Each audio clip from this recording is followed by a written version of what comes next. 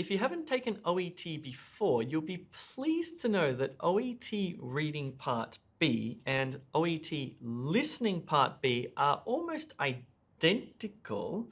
One you have to read and one you have to listen to, but the structure's pretty much the same.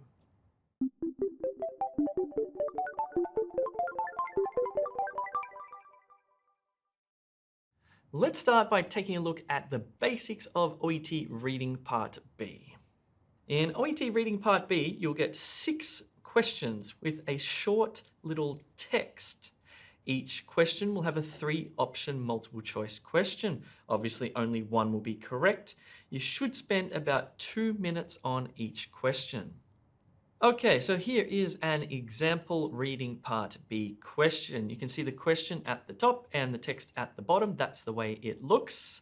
Let's go through this one together, or you can pause the video and spend about 2 minutes doing it by yourself. So this question says, according to the medication safety notes, the potential risk for patient harm has become greater over recent years, should be identified as early as possible, or is accurately monitored by incident systems. Now, you can read the question and the answer options, then read the text if you want. But if you do that, please make sure that you sort of remove the questions from your mind and really just try to understand that text. That's what it's all about. If you can understand the text that you read, then you can get the correct answer. So let's go through it together and read that text and understand it deeply. Medication safety. Medication incidents resulting in patient harm are the second highest reported category of incident after falls within healthcare incident monitoring systems. Up to 70% of medicines administered intravenously have one or more clinical errors, and medicine administration is the most common procedure cited in patient misidentification incidents. The potential for such occurrences should be recognized and barriers built into the system to prevent errors. Placing a protective strategy in the beginning stages of the medication management pathway can prevent adverse events occurring later in the pathway. For example, the risk of patients receiving a medicine to which they have a known allergy can be reduced by ensuring that information about known allergies are available throughout the episode of care. Cool, so by now you should have a pretty good idea of what that was about. Of course, you shouldn't have memorized anything, but you've understood it. Now we're going to turn our attention back to the answer options. We're going to go through each of them, eliminate incorrect ones, and we're going to confirm one of them to be truly correct. Let's look at A first. So according to the medication safety notes, the potential risk for patient harm has become greater over recent years. Can you remember from reading that passage anything about the patient harm increasing over recent years or becoming greater? I can't. I don't remember reading anything like that. So I'm going to just leave that one for the time being, and I'm going to look at B. According to the medication safety notes, the potential risk for patient harm should be identified as early as possible. Okay, for me, for this one, I'm going to need to go back into the text and confirm that that is in fact correct, that that's what the text said. I've got an intuition that it's correct. Now I want to confirm it. Okay, so look at this sentence here. The potential for such occurrences should be recognized and barriers built into the system to prevent errors.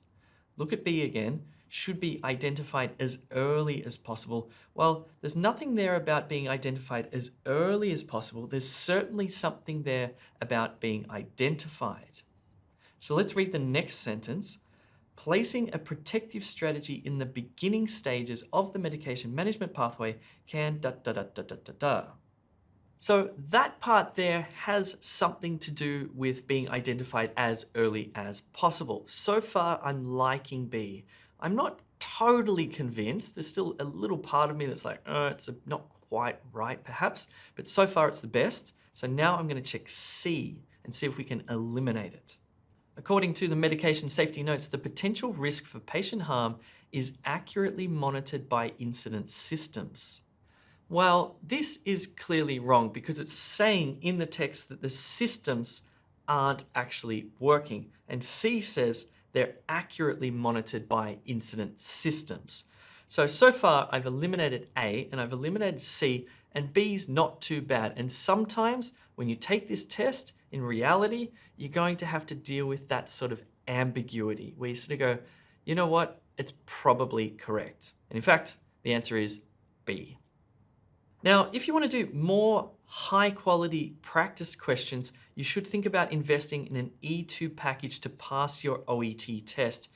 Our packages start from just $49. They come with 6 full practice tests. That means there'll be 36 reading part B individual questions. So even if you sign up to the Express package, you're going to get heaps of practice questions, and they're high quality practice questions. Just be very careful with the practice questions that you get for free on the internet, because many of them are very poor quality and a lot just simply don't make sense. So prepare wisely. Okay, let's look at listening part B now. So in listening part B, you'll get 6 questions, and you'll also get the 3-option multiple choice. And you should spend about a minute per question because the audio will go for about 45 seconds. And because you don't get to listen to it back, you can choose your correct answer option within a few seconds. So take a look at this one here, and we're going to do this together. It says, the speaker is informing cleaning staff that what? There have been numerous incidents of late, there has been a change in waste storage locations, or there are strict guidelines for disposing of certain waste. Again, the speaker is informing cleaning staff that there have been numerous incidents, that there's been a change in location, or there are strict guidelines. So this is what you want to do before you listen to the audio. Just read through that, put those in your mind, but then when you start listening to the audio, don't look at this. Just listen very carefully. Because if you're reading and listening at the same time, there's going to be a conflict and it won't be clear. Let's now listen just to the audio. Listen very carefully and understand it deeply. Thank you for your time, everyone. As hospital cleaners, I need to remind you of the following. Importantly, all waste should be temporarily held in the secure utility room before you take it to the large waste room, which is located in the loading dock area. The utility room should be cleared of all waste at least 3 times each day. Please make sure you tie the waste bag securely. We have had the occasional bag open and its contents spilled. There are 3 main categories of waste. There's general waste, which should be put into the general waste bin for removal. Then there's clinical waste. You need to place this type of waste in the biohazard bags as soon as possible. Biohazard bags have a biohazard symbol and are currently colored yellow. And finally, there's pharmaceutical waste. If you're uncertain about how to dispose of leftover pharmaceuticals, they have to be returned to the pharmacy for correct disposal. Thank you.